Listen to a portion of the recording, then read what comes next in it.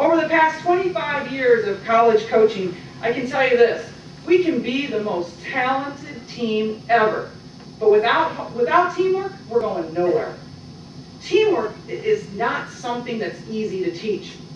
It certainly can't be taught in the microwave philosophy. It really has to be more of a crock-pot method. It just doesn't happen overnight. Teamwork at its best is developed over time. When it comes down to it, most of learning to work together as a team is learning to communicate with and trust your fellow team members. To communicate with and to trust your fellow team members. We're constantly trying to teach teamwork at Iowa. Oddly enough, teamwork is not an innate ability of human beings. Teamwork does not come naturally. Let's face it, we're all born with certain inclinations, but sharing isn't one of them. I remember my daughter Hannah was 2 years old. I had this bright idea to have all these other 2-year-olds over to our house for a play date. Well, when some kid took a toy away from Hannah, it was mass chaos and screaming from all these kids. Well, I've seen whole teams act that way. My point is, teamwork is taught. It's learned. And no organization will be highly successful without teamwork, no matter how many all-stars are on that team. Everyone knows that. I'm really just stating the obvious. But what's not so obvious is, how do you create a successful team?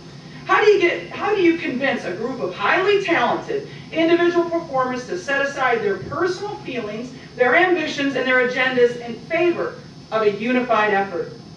Well, it's no easy matter. Thankfully, basketball is a wonderful tool to teach teamwork. I found that without an incentive, that people simply won't work together consistently. But if you can grasp the real incentive behind teamwork, instilling it becomes much easier. Teamwork is not a matter of persuading yourself and your colleagues to set aside your personal goals and ambitions for the greater good. It's a matter of recognizing that your personal ambitions and the ambitions of the team are one and the same. That's the incentive. Teamwork is really a form of trust.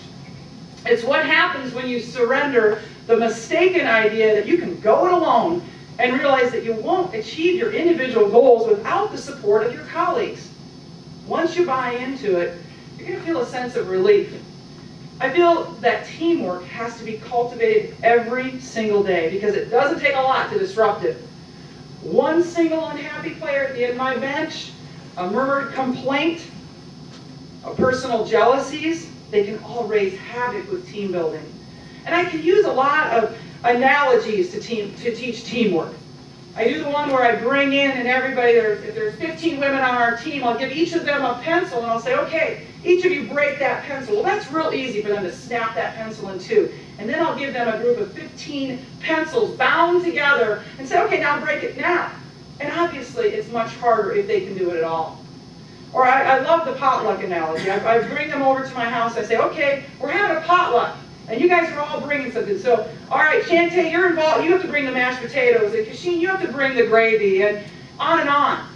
And then when I get to the house, we put everything out. And I say, okay, you can only eat what you brought. You can only eat what you brought. And after about 10 minutes, I give in, because I see the kid slurping the gravy. And I feel bad.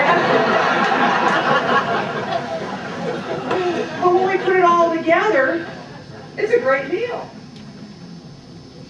There is a deeper meaning and an ethic to team building that can't be taught, though, with tricky mental exercises or cute analogies. If teamwork is about trust, then honesty is vital. Before you can work together, you have to be honest with each other. You don't trick someone into doing something they don't want to do. For example, there's no easy way for me to slide through the conversation when I ask someone to come out of the game and go sit at the end of the bench. When you talk about unselfishness, you have to be candid. It's important and it's fair that people know up front what your philosophy is. You have to be clear about what your expectations are and what their role will be in your plan. I can't promise a starting position to every player that I recruit. We only can start 5. That would be dishonest, and it would create a lot of dissension in the long run.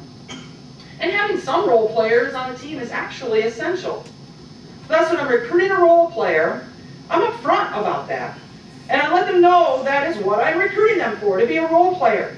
Sometimes I will take an Iowa player that may not be as talented as someone from out of state, but she has grown up dreaming of playing for the black and gold.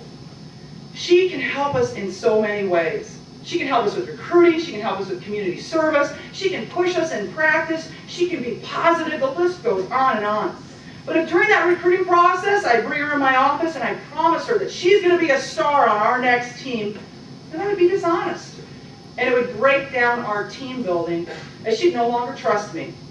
I would rather challenge her in my office with, I see you helping us as a role player, and then have her leave my office with the attitude of, I'm going to show her. I'm going to work my butt off and make myself a contributor on this team.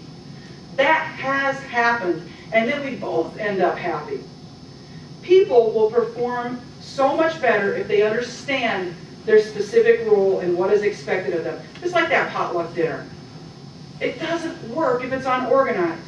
If people don't know what they're supposed to bring, what their role is, you don't get a good balanced dinner. And I'm an expert on this, having grown up in the Lutheran church with my maiden name starting with a G, and I knew D to G, you bring Jell-O salad. It's still ingrained in my mind. I think too often people hesitate to tell it like it is. They tell people what they want to hear versus what they need to hear. And at Iowa, we try to be very clear on what we expect and what your role will be with our team. I think another important element in building teamwork is to have shared ownership. My players have to feel as if it is our team, not Coach Bluder's team. Think about it. Have you ever changed the oil in a rental car? No, you wouldn't do it because you don't own it. You don't really care about it as much as if you would really own it. So you don't take care of it as well.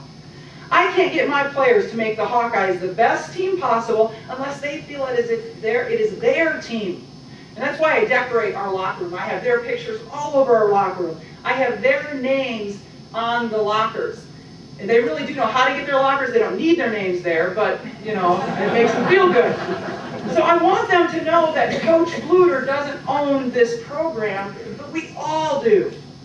These are just a few things that I've learned about teamwork over the seasons. It's essential. It has to be worked at constantly, and communication, trust, and ownership are at the foundation.